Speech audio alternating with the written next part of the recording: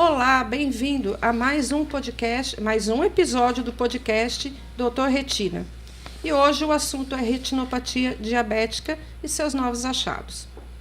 Há décadas, sabemos que a hiperglicemia, o excesso de açúcar no sangue, pode levar a complicações sérias, como a retinopatia diabética, uma das principais causas de perda de visão no mundo.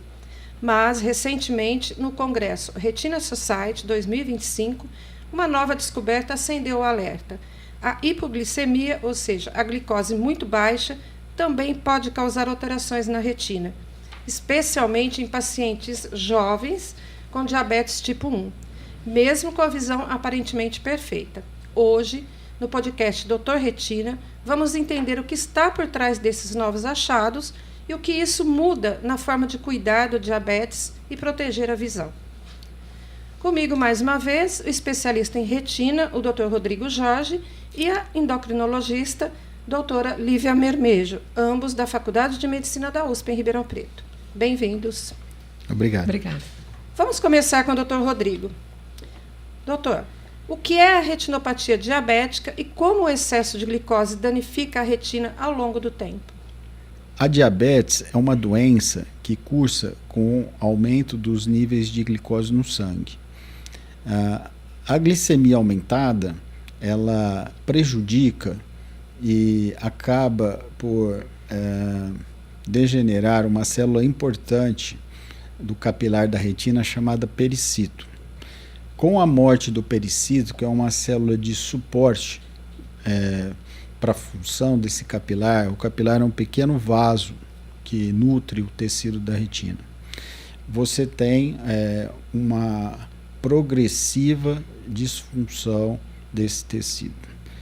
Essa alteração, ela demora vários anos para acontecer. Então, em pacientes diabéticos tipo 2, normalmente ela já pode estar acontecendo quando você faz o diagnóstico do diabético tipo 2, que é o diabetes que aparece depois dos 30 anos, geralmente relacionado à obesidade. Então, esse paciente, ele deve ser examinado imediatamente. O diabético tipo 1, ele tem um começo bem preciso da doença. Geralmente, pois a professora Lívia pode comentar, numa crise de cetoacidose, uma descompensação muito grave da glicemia. Então, em resumo, a retinopatia diabética no paciente diabético tipo 1 pode demorar alguns anos para aparecer e ele não precisa ser examinado imediatamente ao diagnóstico. Essa doença vai levar anos machucando essa célula e, depois de vários anos, você começa a ter as primeiras manifestações clínicas da doença, que são pequenas hemorragias no fundo do olho. Esses são os primeiros sinais, pequenas hemorragias e dilatações dos capilares, que são chamados microaneurismas. Portanto, a retinopatia diabética é uma doença da microcirculação do tecido no fundo do olho da retina. Okay. Professor, esses novos estudos, eles mostram que mesmo sem a glicose alta, a retina pode sofrer. O que acontece durante a hipoglicemia para causar pequenas falhas visuais, os chamados escotomas? Pergunta muito boa. Então, no congresso da Retina Society deste ano, houve uma apresentação que mostrou que pacientes mais jovens, além de terem esse problema da hiperglicemia e normalmente terem que usar insulina para controlar a sua glicemia, eles também podem ter um problema relacionado à glicose baixa, a hipoglicemia. E o que a glicose baixa pode causar? Trouxe aqui uma foto para mostrar para vocês. Então, aqui nós estamos vendo o desenho desses capilares no fundo do olho, ao redor da região principal da retina, que é a fóvea, o centro da mácula.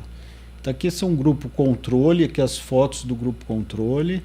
Esse aqui é um grupo com diabetes, grupo de diabéticos, mas que não tem alteração clínica no fundo do olho, não tem microhemorragia, não tem os microaneurismas que eu comentei. E esse é um paciente que tem diabetes e tem a retinopatia diabética. Então, os quadros aqui da esquerda são a densidade dos capilares antes de você induzir uma hipoglicemia. No meio, a gente tem durante a indução da hipoglicemia e aqui na fileira da direita, depois da recuperação da hipoglicemia. E o que acontece? No grupo controle, olha aqui, ó, você não tem um decréscimo significativo da densidade dos capilares quando você induz a hipoglicemia. No grupo do diabético, você já tem uma redução da densidade dos capilares quando você induz a hipoglicemia. E no grupo que tem retinopatia diabética, você tem uma redução ainda maior na densidade. Então você vê que tem menos vasinhos, né? Você tem uma perda de densidade capilar, aqui ilustrado, por exemplo, ó, como menos, até negativa, né, em relação à quantidade que a gente tinha antes de induzir a hipoglicemia nesses pacientes. Então, a hipoglicemia, ela diminui a circulação. Existe um problema de regulação do fluxo sanguíneo nesses pacientes, e quando a glicose cai muito, essa mácula, em uma linguagem bem coloquial, ela fica sem suprimento sanguíneo. E nessas crises de hipoperfusão, de baixa circulação, neurônios da retina podem vir a morrer. Então, durante as crises, você tem um escotoma que pode ser passageiro, ou seja, uma mancha no campo visual, né? O escotoma quer dizer mancha no campo visual, mas com episódios repetidos, esse escotoma, esses neurônios, eles podem morrer, e aí o escotoma fica definitivo. E o que foi apresentado no congresso foi que diabéticos, principalmente diabéticos tipo 1, quando possuem longos períodos de hipoglicemia, eles podem ter essa queixa de escotoma, e esses escotomas, essas manchas no campo visual, elas podem se tornar permanentes. Ok, professor. E essas lesões, elas são detectadas apenas em exames avançados, né? Como a OCTA e microperimetria. Isso significa que podemos ter alterações retinianas em pacientes ainda sem sinais clínicos visíveis? Isso, com certeza. Então, esse exame que eu acabei de mostrar é um exame feito por um aparelho chamado tomografia de coerência óptica. Então, não é um aparelho que é encontrado em um posto de saúde, por exemplo. Agora, existe um exame que você pode ter uma suspeita de que esse escotoma ele tenha acontecido, que é a perimetria comum, né, o campo visual. Isso pode. A outra possibilidade é você realizar, para você desconfiar que esse paciente possa estar tendo essa perda crônica de neurônios, um exame chamado sensibilidade ao contraste. Então, esses pacientes podem ter um pior desempenho, né, no teste com contraste reduzido, né? Então, existe um exame de sensibilidade ao contraste. Esse exame é mais simples, ele não exige aparelhos caros, e ele pode, né, ser um exame para começar a se suspeitar desse tipo de alteração. Tá, ok. Na rede pública, encontra-se esses exames? Tanto os mais simples como os mais avançados? Os exames, infelizmente, esses exames eles são encontrados mais no nível terciário. No nível primário, infelizmente, mesmo a sensibilidade ao contraste sendo um exame barato, ele não é um exame que está inserido na rotina do exame oftalmológico na atenção primária. Tá, Ok. Então, a menor suspeita, o interessante é encaminhar esse paciente para para centros de nível secundário e terciário. Tá, ok. Agora vamos com a doutora Lívia. Doutora Lívia, esses pacientes eram jovens, né, desse estudo, usavam a bomba de insulina e monitorização contínua da glicose, com um bom controle, né? Como entender que mesmo assim a retina foi afetada? Certo. Então, a gente tem hoje... antigamente, a gente sempre seguia a diabetes pela hemoglobina glicada, que é um ótimo parâmetro, mas a gente está vendo uma média, né, de como está ficando o controle desse paciente nos últimos 2 a 3 meses. Nos últimos anos, né, a gente está tendo esses sensores de monitorização contínua da glicose. E isso tem feito assim, uma revolução. Assim, são as novas tecnologias do diabetes que têm nos ajudado muito, nós, aos pacientes, só que aí tem mostrado esse novo conceito, que é o conceito da variabilidade glicêmica. Tá? Então, não importa, a média ela é importante, mas mais importante do que a média é o que precisou acontecer. Será que ficou sempre naquele mesmo valor ou será que teve altos e baixos? Então, assim, eu tenho um exemplo aqui de 2 pacientes. Os 2 têm glicada de 7%, que daria excelente. Mas um deles conseguiu essa glicada de 7% às custas de muita hipoglicemia. Então, ora estava baixo, ora estava muito elevado. Já um outro paciente aqui que eu trouxe, não, 7%, mas a glicemia sempre em torno ali de 70 a 180, que a gente fala que é o tempo na meta, é o tempo no alvo da glicemia, né? Esses sensores conseguem nos mostrar, né? Então, com certeza, esse segundo paciente vai ter menos risco de alterações retinianas, né? Porque é como se a retina vivesse assim, esse primeiro paciente que eu mostrei, entre 2 extremos. Ora está elevado, ora está com pouca glicose, né? Então, a média, ela pode estar ótima, mas se o caminho até ela, para conseguir aquela média, for cheio de altos e baixos, o risco de complicações microvasculares como a retinopatia é muito aumentado, né? Então, é um novo conceito. Interessante, né? Esses dispositivos subcutâneos e os sensores de CGM, eles trouxeram autonomia e segurança, mas também mostraram o quanto o controle extremo pode ser perigoso. Como se evita esse desequilíbrio? Sim. Então é isso mesmo, assim, essas novas tecnologias aí trouxeram têm trazido uma revolução no cuidado com esses pacientes, né, principalmente os pacientes com diabetes tipo 1. Então o paciente tem mais autonomia, mais segurança, consegue ver o comportamento, né, esses sensores, eles têm setas que indicam se está em ascensão ou se está diminuindo a glicose, né? Então tem mais liberdade. Porém, só que junto com isso, a gente tem que ter um conceito de... a gente tem que ter as metas individualizadas, né? Então, por exemplo, se é um paciente jovem, ativo, que consegue reconhecer os sintomas de hipoglicemia, a gente pode ter metas mais rígidas.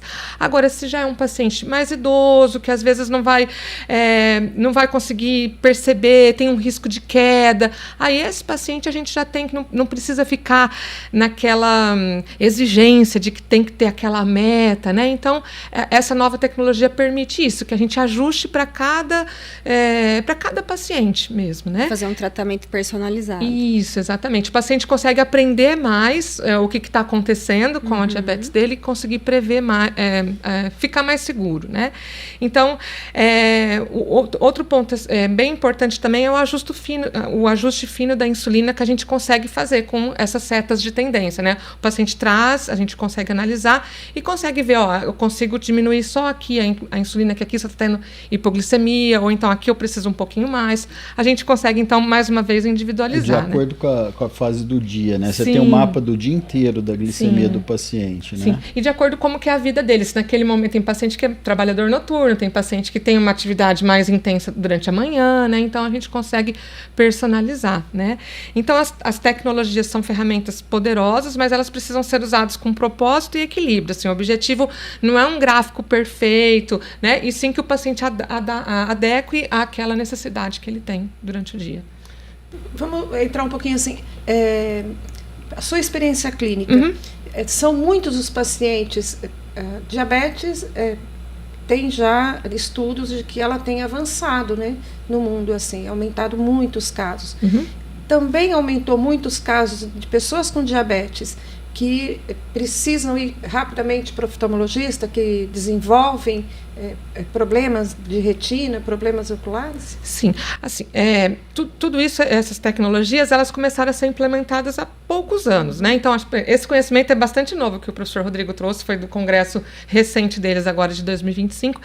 Então, assim, tem aumentado, sim, mas eu acho que a grande vantagem aqui é que a gente está percebendo antes, a gente está conseguindo atuar mais em prevenção, tá? Provavelmente isso ia acontecer futuramente, mas agora com essa monitorização mais próxima, mais de perto, já começou a ver que isso é mais precoce do que a gente imaginava.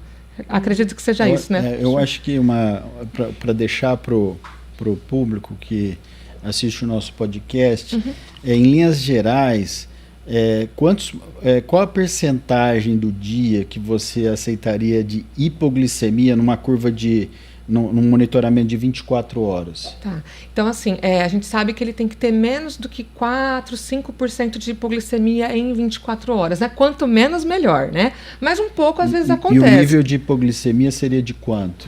A hipoglicemia é abaixo de 70, principalmente se for abaixo de 50, é uma hipoglicemia grave. Tá. Então, seria menos de 4%, abaixo de 50% ou menos de 4%? Abaixo de 70%, abaixo de 70%, E abaixo de 50% precisa ser menos do que 2%, porque senão aí já o paciente já está sob muito risco mesmo, né? Okay. Isso é interessante. Agora uma pergunta para os dois. Esses casos apresentados no Congresso, eles mostram que a retina é um marcador precoce da disfunção microvascular provocada pela hipoglicemia. O que esse achado representa para o acompanhamento conjunto entre endocrinologistas e oftalmologistas?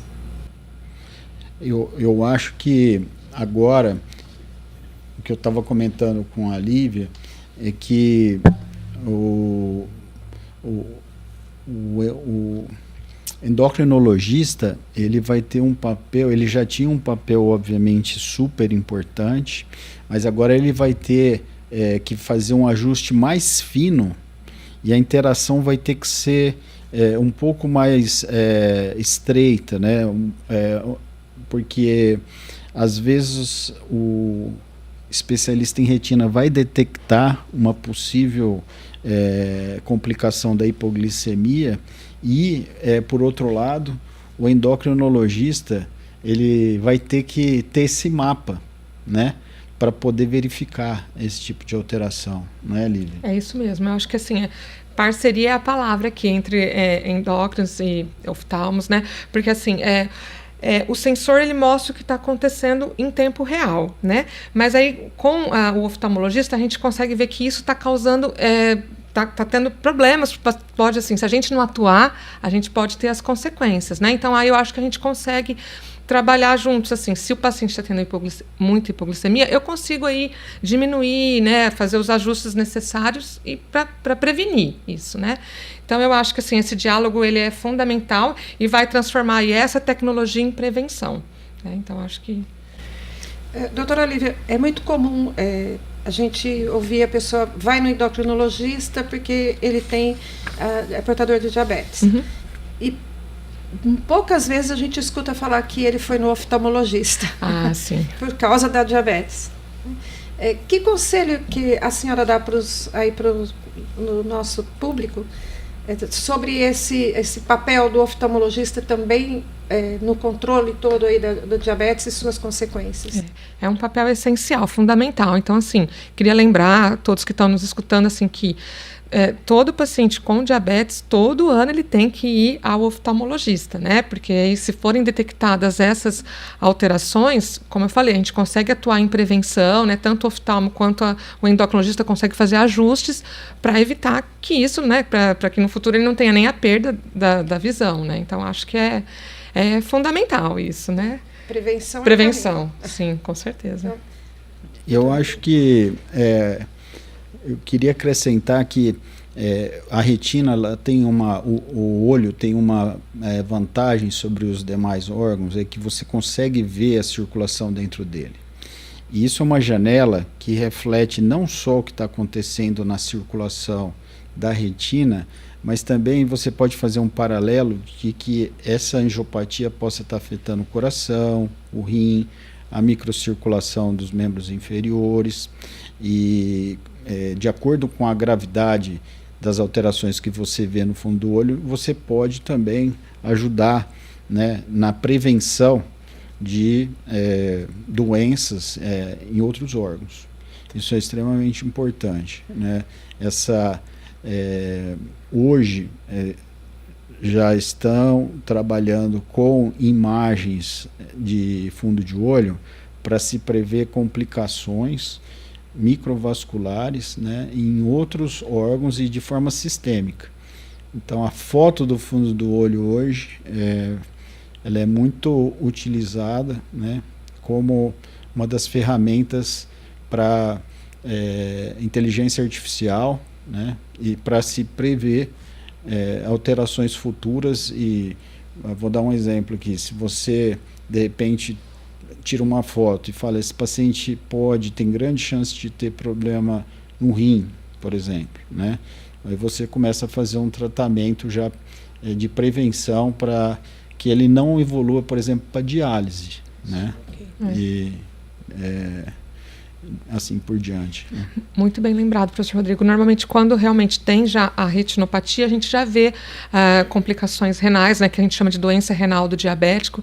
Então, aí a gente já pode ajustar o tratamento, colocar medicações também que não deixa com que isso progrida, né? Então, eu acho que atuar todos, né, ter um atendimento aí multiprofissional, isso só melhora aí o cuidado de quem tem diabetes. A pressão, isso. O controle da pressão arterial no paciente que tem, no diabético que tem problema no rim, ele é muito mais estrito, né? Você não pode deixar a pressão ficar muito alta, ele tem que ser muito mais rigoroso. Nem a pressão, nem o colesterol, a gente tem que cuidar como um todo, né? Bom, e mais uma vez nós vamos contar aqui com a nossa produtora de conteúdo, a Evelyn Bandeca, que traz as perguntas do público. Vim aqui falar a voz do povo. Que ótimo. E os pacientes que não têm acesso a esse tipo de monitorização contínua, os pacientes do SUS, como que fica o cuidado para essas pessoas, que é tão importante a gente manter esses níveis, né? Esse autoconhecimento também vem muito dessa monitorização. Como que é esse lado? Você poderia comentar? Quando o paciente não tem o acesso a esses sensores, ele pode continuar, porque a gente tem o nosso ambulatório aqui, nossos atendimentos semanais, né? Então, assim, é muito importante que ele leve na consulta para o endocrinologista a monitorização da ponta de dedo também, a glicosimetria capilar, que aí nos postos de saúde tem, os pacientes com diabetes que usam insulina têm direito oferecido a eles gratuitamente. Então, assim, a gente fala, se não trouxer a monitorização, a gente não vai, né? Porque a gente não consegue saber o que está acontecendo. Sim, a consulta completa precisa dessas... Exatamente, até para a gente ter ideia, é mais de manhã, é mais na madrugada que está tendo hipoglicemia, então a gente tem que reduzir a dose da insulina antes de deitar, né? Então, assim, se não tiver o sensor de monitorização contínua, que ele faça as pontas de dedo aí, antes das refeições, após as refeições. Isso daí não tem como, a gente tem que ter essa monitorização. Precisa de ter uma responsabilidade compartilhada com o paciente, né? Para ele se conhecer e fazer a parte dele, para conseguir isso daí, que é muito importante. E uma pergunta, eu percebo também, as pessoas, tem muito mais pessoas sendo diagnosticadas com diabetes, mas também tem muitas pessoas que são diagnosticadas tardiamente. Tá? E aí, como que fica essa percepção? Porque a gente recebeu algumas perguntas, né, no privado. E aí, por exemplo, me perguntaram aqui, como que o paciente pode perceber que ele está tendo esse tipo de alteração sem perder a visão? Essa parte, eu vou desmaiar, eu começo a ter mal-estar. O que seria mesmo essa hipoglicemia, para a gente não confundir muito com a parte visual? Como que eu vou saber? Como que o paciente vai saber? Tá. Quando o paciente ele sente a hipoglicemia, em geral ele tem alguns sinais e sintomas que né, que ou ele ou os familiares, os amigos conseguem perceber, né? Então, normalmente ele começa a ficar pouco responsivo, ele começa a ficar sonolento, alguns pacientes têm tremores, né? E aí, isso é muito importante que eles, né, a educação dele, da família e dos amigos é muito importante, porque a gente tem que atuar prevenindo esses sinais e sintomas. Então, por exemplo, ele não pode aplicar insulina e deixar de se alimentar, né? Porque senão ele vai ter essa hipoglicemia, né? E também, se ele estiver tendo isso, a gente tem que, se possível, medir na hora ou oferecer algum líquido doce, algum alimento adocicado para ele, porque a gente tem que prevenir. Porque se a gente não atuar, ele pode perder a consciência, pode ser um episódio grave, né? Então, a gente tem que atuar, como você falou, tem que ser uma parceria, o paciente, o médico e essas tecnologias. Não adianta nada a gente ter essas tecnologias se ele não estiver entendendo e usando adequadamente. Então, se na hora do mal-estar a visão ficar meio borrada e depois ela passar, talvez ela ainda não esteja com comprometimento na retina, né? Seja algo temporário, passageiro, né? Da hipoglicemia. Pode ser, mas isso não quer dizer que ele não vai precisar ter uma consulta com o oftalmologista. Eu acho que o escurecimento da visão faz parte do quadro aí de hipoglicemia. Existem pacientes que chegam a desmaiar mesmo, né? Sim. E o que acontece no caso dessa hipoglicemia crônica é uma visão relativamente normal, mas com uma mancha fixa no campo visual. Então é um pouco diferente do apagão que é geral quando você tem a glicose baixa, né? Esses pacientes, eles ficam com uma mancha escura no campo visual.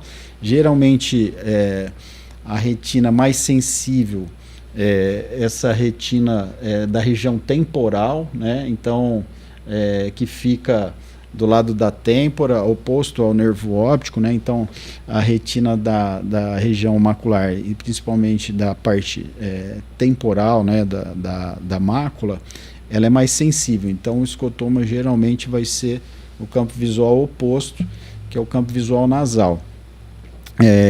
Essa manchinha, às vezes, ela pode aparecer nesses episódios e depois, em alguns pacientes, ela pode se tornar permanente, né? Então, mesmo sem ter a hipoglicemia, infelizmente, o paciente perde neurônios ali e ali ele não percebe mais a luz. Tá. Então, é reversível? Então, em alguns pacientes, se o escotoma, se a mancha ficar, ele é permanente, né? Então, por isso que é importante, né, que os pacientes, nesse caso apresentado, esse paciente teve uma perda permanente, né? Por isso que nesses casos é importante que nós façamos a prevenção, né? Então, a grande mensagem, acho que do podcast faça um acompanhamento com o seu endocrinologista e fique atento não apenas à hiperglicemia, fique atento também para que você não tenha episódios frequentes e constantes de baixa de glicose. Uma última pergunta. Então, o paciente que faz um controle e ainda assim tem hipoglicemia, existe, doutora? Existe sim. Assim, isso mostra que o quanto que é um controle complexo, né? Principalmente nos pacientes com diabetes tipo 1, né? Porque aí eles não têm a produção de insulina. Então, ele que tem que aplicar as insulinas para poder ter esse controle, né? Então, isso pode acontecer. E isso acontece porque o metabolismo e a necessidade de insulina mudam o tempo todo. Então, depende como que está a atividade dele, se ele fez exercício intenso, se ele variou isso, se ele teve uma boa noite de sono, nas mulheres o ciclo menstrual, se tem alguma infecção. Então, tudo isso muda a necessidade, né? Então, a gente tem que rever o tempo todo. Um outro ponto também é aquele que eu comentei. Às vezes tem um atraso entre aplicar a insulina e se alimentar, então pode ter uma flutuação até isso acontecer, né? E, assim, conforme as tecnologias do diabetes têm melhorado, já tem bombas hoje, bombas de insulina mais automatizadas. Então, quanto mais a gente consegue esse controle, melhor a gente consegue fazer ajustes para que tenha menos hipoglicemia, mas mesmo assim pode acontecer, tá? Então a gente tem que rever o tempo todo. E também eu queria destacar assim, que o paciente não precisa ficar se sentindo culpado, isso vai acontecer, isso faz parte, né? Não precisa ficar querendo aquele controle milagroso, sem nenhuma falha, porque senão isso, como o professor Rodrigo falou, pode levar à hipoglicemia. Quanto mais você quer que seja aquela perfeição, mais você pode ter o risco de hipoglicemia. E isso, então, hoje em dia a gente sabe que prejudica tanto quanto a glicemia elevada, né? Que a gente só tinha preocupação com a glicemia elevada. Hoje a gente está aqui mostrando que a baixa também é muito preocupante, principalmente em idosos, pacientes que às vezes não conseguem aí rapidamente reverter esse episódio de hipoglicemia. Muito bem, é isso. Nada de jejum intermitente. Doutora Lívia, a pessoa com diabetes, ela acho que é um dos pacientes que mais exige um trabalho multidisciplinar. Com certeza. E todos, é muito importante, porque como eu comentei, a educação e o segmento multidisciplinar, então, com oftalmologista, com um cardiologista, com a nefrologista, e não só esses profissionais, a equipe de enfermagem, o farmacêutico, o assistente social. Então, realmente é um paciente que precisa ter uma rede de apoio, também da família, dos amigos, assim, porque às vezes psicólogos, enfim, é multiprofissional, todos os profissionais da saúde precisam estar juntos, porque eles precisam de apoio, né? Não é fácil, então precisa estar junto para propor os melhores esquemas, o melhor esquema para aquela atividade daquele paciente, né? Bom, nós acabamos aqui mais um episódio do Dr. Retina. Eu agradeço ao Dr. Rodrigo, à doutora Lívia, pelas explicações sobre esse novo e importante aspecto da relação entre a hipoglicemia, a hiperglicemia e a retina. Também a Evelyn, né, que trouxe as dúvidas do público e ajudou a traduzir a ciência para o dia a dia do paciente. E o episódio de hoje, que mostrou que o cuidado com a diabetes vai muito além dos números. Trata-se de manter o equilíbrio e proteger o que há de mais valioso. No nosso caso aqui, a visão. Siga o Dr. Retina nas plataformas de streaming e redes sociais e continue acompanhando os episódios que unem ciência, clínica e cuidado humano. Até a próxima!